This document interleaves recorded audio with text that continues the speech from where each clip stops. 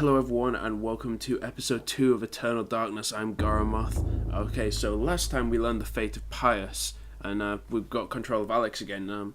We don't really have to do much, the next chapter page is literally just here, so we'll grab that. Strangely, with the Tome of Eternal Darkness in her possession, Alex can read the page. It is a chapter page from the tome itself. So we're going to grab that. And we'll literally use that and jump into the next chapter. The Binding of the Corpse God. I cannot say what was the true beginning, nor am I sure of its end. So perhaps here is the best place to start.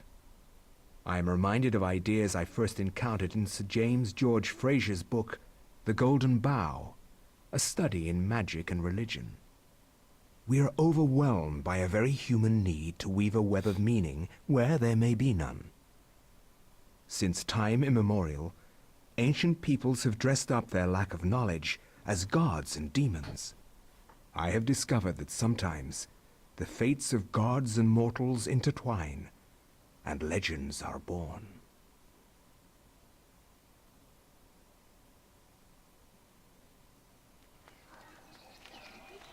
Thy time is done, great ancient. Forever in shadow will you be master of chaos, and to fade to nothing in obscurity will be thy fate. My master has planned many millennia for this day. It is the true chaos of all things that you now must be entombed amongst the beings of flesh and bone. You have a great monument here, Mantruck. It is a pity that no one will ever recognize it as yours. May the darkness claim thee, crawling chaos and damned beast. No longer will thy reign be kept over the ancients you have kept imprisoned. Thou hast seen the last of this world.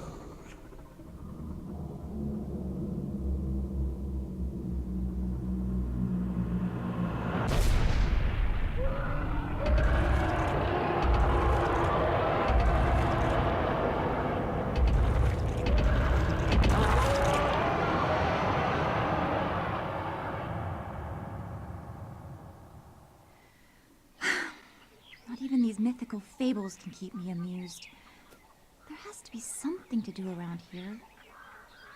I only wish something that fantastic and of higher purpose could happen to me.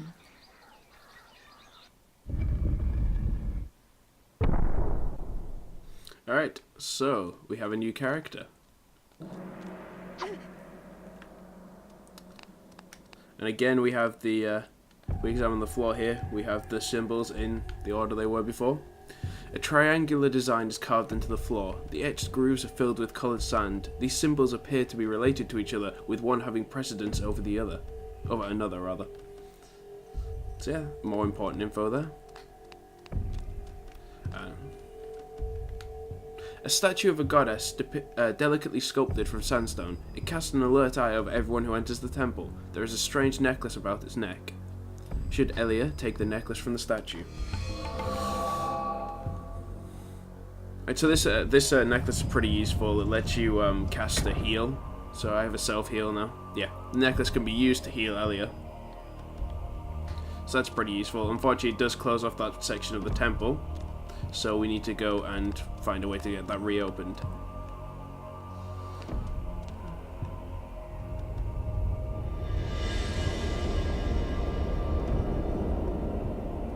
Some more servants of Mantruck awaiting. Again, if we examine this mural, this will give us hints about what's coming up. The design on the wall appears to depict the time of day. Perhaps the candles do too. Continue onwards. And a very classic pressure plates on floor and various traps.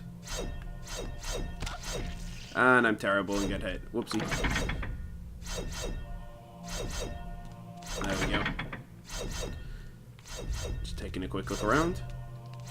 Make sure there's nothing in the sides, and then we're just going to avoid these pressure plates. Pretty simple.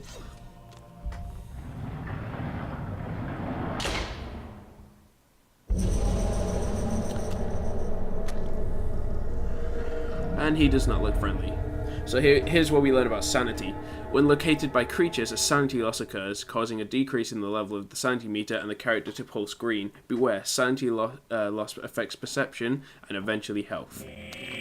So yeah, we lose sanity when the oh, there we go. So yeah, we have the sanity meter now.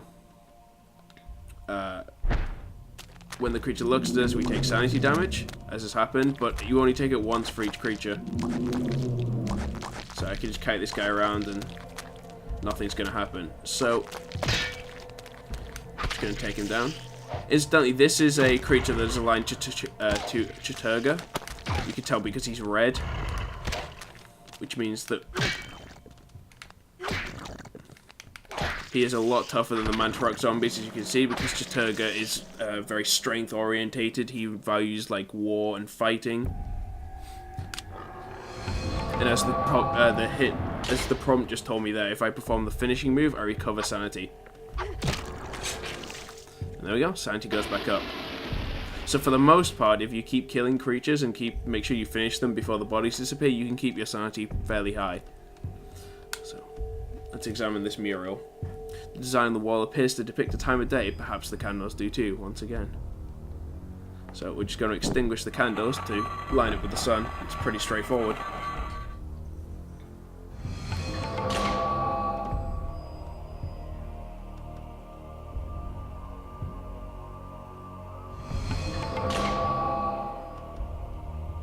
So going back to the sanity issue, once you run out of sanity... Oh, I missed something there actually, sorry. I need to quickly grab this necklace. A bronze necklace sits atop of the ancient clay urn.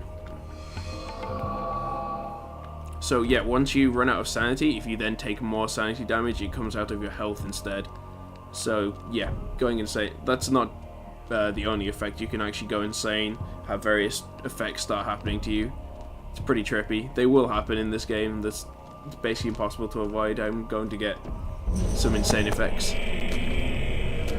So there we go. Gonna take the heads off.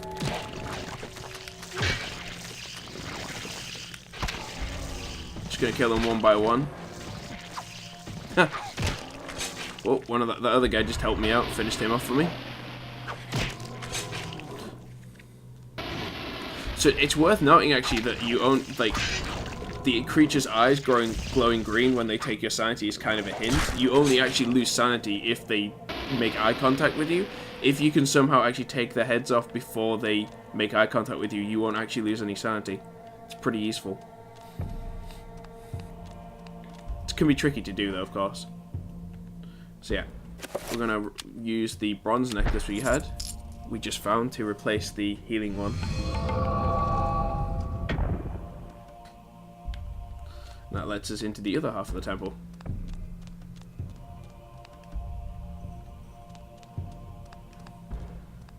Again, Muriel, that's set up for us, giving more hints. Avoid the pressure plates because we don't want to get hit by that stuff. It's pretty nasty.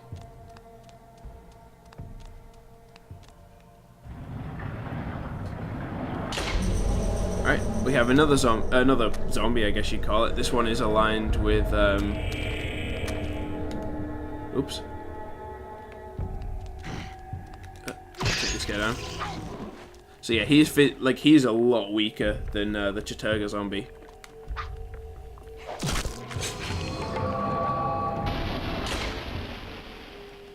Yeah, so the green means he's aligned with Xel'lotath. Again, we're just going to sort this out. Muriel, again, there's no sun on this one, so we're just going to extinguish all the candles. Or we would if I press the right button.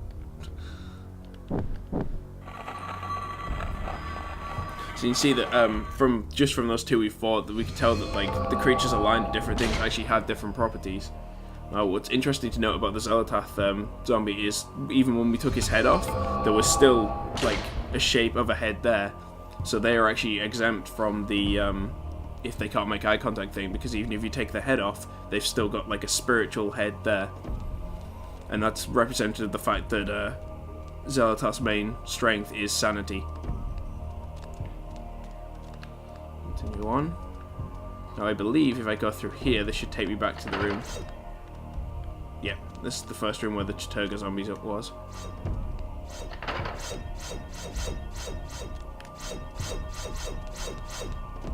There you go, just dodge those. And grab this, the blowgun. A small pedestal covered with decorative etchings stands before the wall. The blowgun upon it must have some special significance for it to be the focal point of the display. So we're going to grab that. And drop down a bit.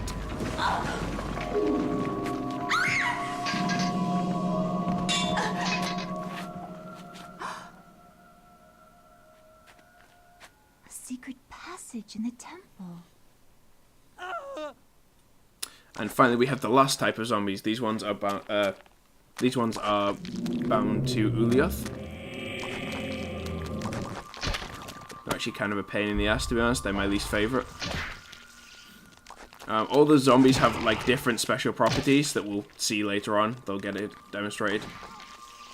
So we're just going to use the blowgun. Oh, there we go.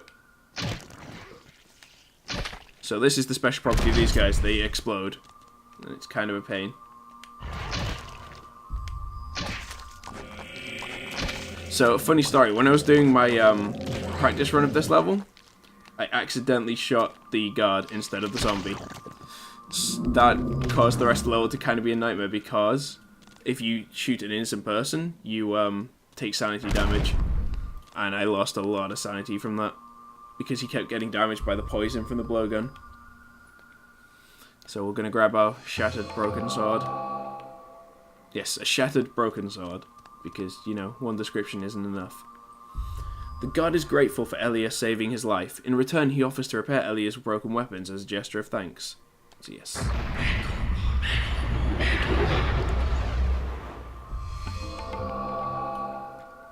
So this guy's aligned to Mantruck. He used Mantruck magic. Up the short sword because honestly I'm really not a fan of the blowgun. It doesn't kill stuff fast enough and well, that's pretty much it, to be honest. More traps. Pretty simple to avoid still.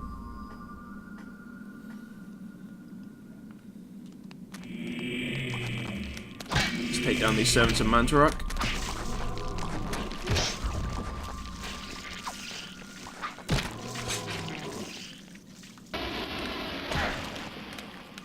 So you may notice that the Elias sanity meter is quite small. The size of your sanity and health meters, and later on your magic meter as well, is different for each character you play. They all have different stats, which is kind of cool. So I'm going to check out this mural on the wall, which actually depicts what we saw in the intro cutscene. This mural depicts a skeletal demon befriending the ancient Kremmer people by denouncing one of their fertility gods. It's interesting looking stuff. Right. Let's continue onwards, because there's nothing else here.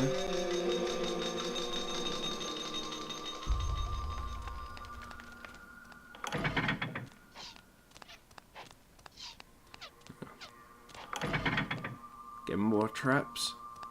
Nothing too difficult to avoid, except these ones. Just gonna take it slow.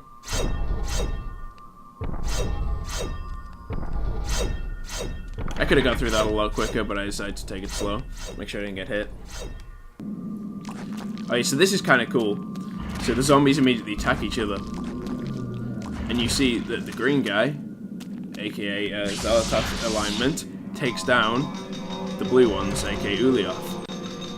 Again, everything is hinting towards this rock paper scissors style system. And it also shows that the ancients aren't actually friends with each other. They are enemies. Their creatures are enemies. So yeah, if we examine this mural, we get the mural depicts one of the ancient Kremler deities being tortured and killed by a skeletal demon. So yeah, this is exactly what we saw in the intro cutscene. This is Mantruck being bound by Pius. I always thought that was cool that in the first person you play in the game, other than the main character obviously, the first one you run into is Pius, who becomes the main enemy of the game. You get to play him. It's kind of cool.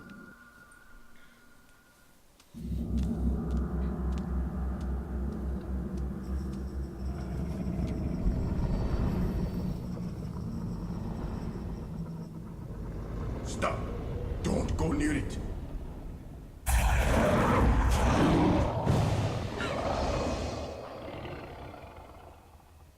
So, you are reduced to feeding on flesh and bone, Mantruck. How the mighty have fallen. You will surely fester for millennia to come. A slow and torturous fate for thee. You had best leave, young fool, or you will find yourself as food for the dead god.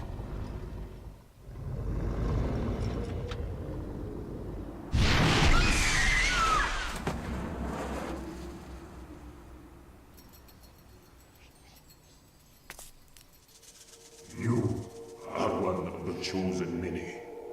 Flesh and blood. It is now your destiny to fight the eternal darkness.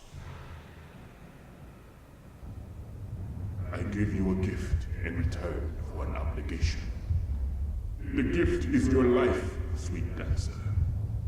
The obligation is this.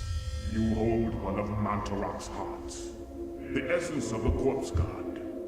The summit is a source of great power. From those people, you must defend it, lest they use it to destroy what little brightness your world has left in it. Guard it well.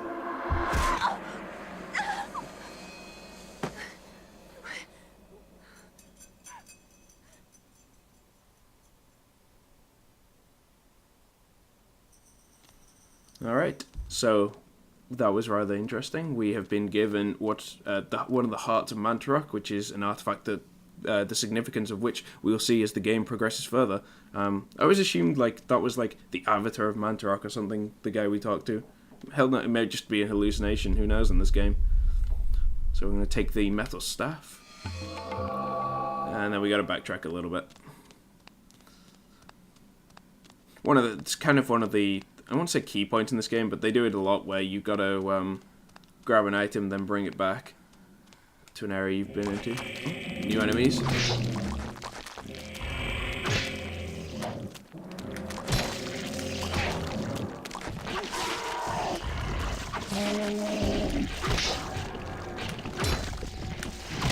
Take them down pretty easily. I hope I got enough time to finish these guys off, actually.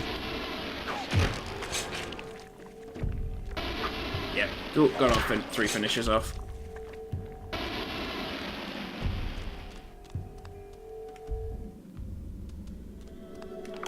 Oh. And the servants of Mantruck have gotten up now. Lucky for us, they're pretty terrible at avoiding traps.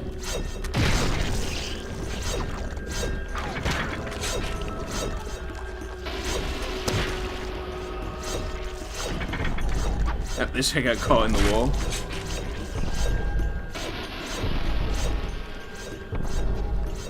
And this guy got caught in the blades.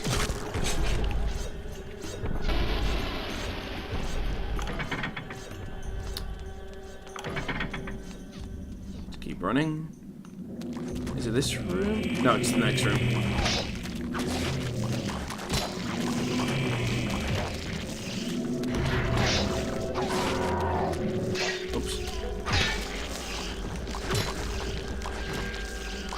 Just trying to kite these guys a bit. Oh, that was close. So you've seen that they explode. That was shown when the Xelatath and Uliath fought each other. But then not only do they explode, they can chain explode with all the other guys in the room as well. It's very nasty, to be honest. And also, the first corpse there disappeared before I had a chance to finish it. Oh god. But yeah, the first corpse disappeared there before I had a chance to finish it, which means that my sanity is not in fact topped up anymore. Yeah, so we need to use the metal staff here. And this opens the back door in the Mantruck Room.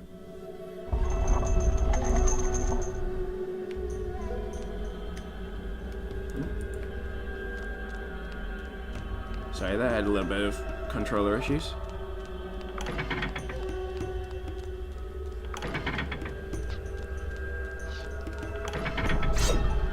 Last time we have to go through these traps. Yeah. I'd say maybe this is a slight flaw in the game. There can be a little bit too much backtracking, but it's not too difficult. I mean, the levels aren't exactly ridiculously huge to the point where backtracking takes such a long time. We're just going to continue onwards and head through that door that we opened. Apparently we're going to get tied first. There we go. Now I can sprint again.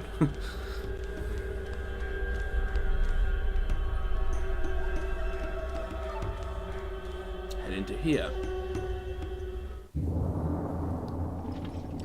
Fool! You should have run. Instead you will die. Where is the essence of Mantruck?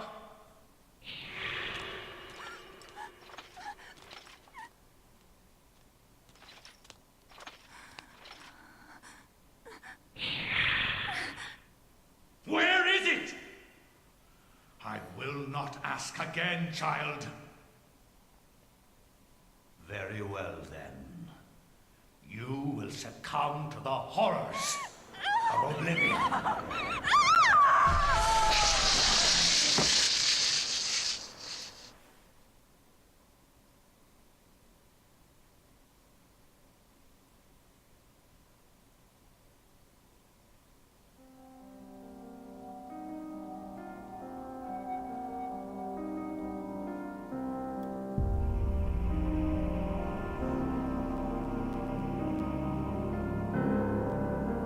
Alright, that wraps up this episode pretty much. We did the chapter, and when we come back in episode 3, we will check out those new candles that have just lit. I hope you've enjoyed it.